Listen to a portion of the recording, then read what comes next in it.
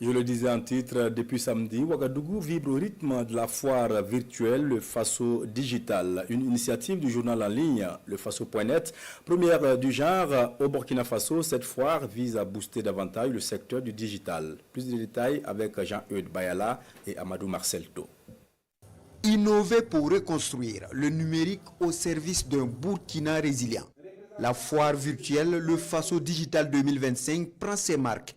Première fois dédiée à la mise en valeur des solutions digitales endogènes au Burkina, elle est portée par le Faso.net en vue de contribuer au développement de l'écosystème numérique au Burkina Faso. À l'occasion de ce 22e anniversaire, nous nous sommes demandé qu'est-ce que nous pourrions ajouter comme contribution au développement de l'Internet au Burkina Faso.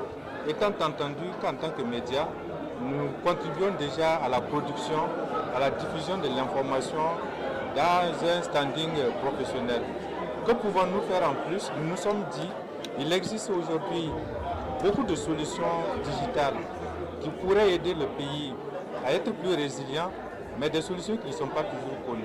C'est pourquoi nous avons décidé de mettre en place cette plateforme-là qui va donner l'occasion à des porteurs de solutions digitales de se faire connaître. Pendant une semaine, cette plateforme réunit les forces vives de la transition digitale pour mieux stimuler et encourager les talents locaux dans le domaine du numérique. Entièrement en ligne, à travers des conférences, des panels et autres masterclass, il s'agit d'une plateforme d'échange inclusive pour booster l'industrie du numérique au Burkina Faso. C'est un secteur d'avenir. Moi, je le répète souvent, les hommes les plus riches du monde aujourd'hui ne sont ni dans le pétrole, ni dans le diamant, mais dans le numérique. Ça veut dire qu'il y a un potentiel qui n'est pas encore suffisamment développé. Donc, l'attente, c'est que le public s'intéresse à ce qui est fait, que les investisseurs viennent découvrir ces solutions qui existent et qui, bien soutenus, peuvent rapporter de l'argent, peuvent aider à résoudre les problèmes de notre pays. Ponctuée par diverses activités, la foire virtuelle s'ouvre aux startups, chercheurs, développeurs et autres institutions. L'événement se veut annuel selon son promoteur.